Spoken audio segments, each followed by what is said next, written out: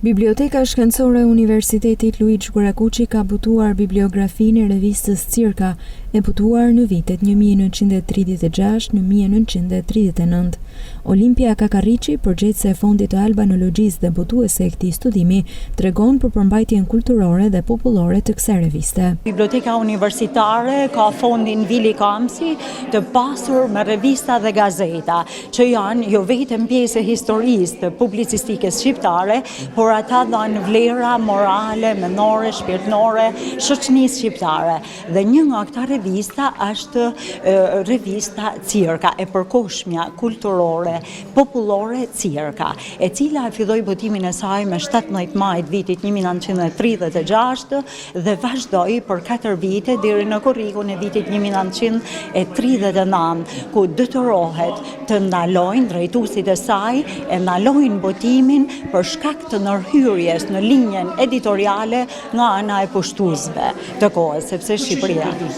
Drejtuesit e saj janë John Ujka, një advetar patriot intelektual që jo vetëm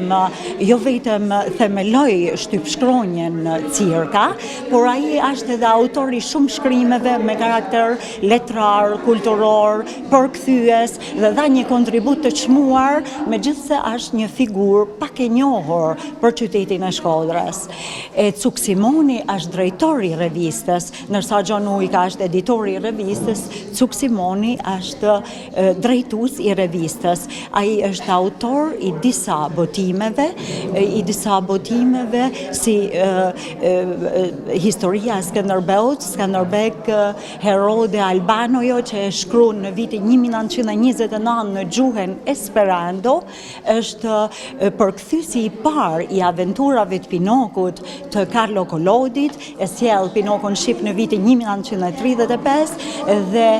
mbaron së shkruari në vitin 1965 romanin Jetë Shkodrane, i cili botohet në kujdesin e profesor Ardian Recës në vitin 2022. Ky botim u vlerësua si një kontribut i shtuar jo vetëm për historinë e shtypit shqiptar, por edhe për të gjithë ata studiues të shtypit të kësaj kohe. Të gjithë botimet e mëhershme të revistës Cirka ndodhen në arkivën e Bibliotekës Shkencore të Universitetit Luigjë Guarakuçi.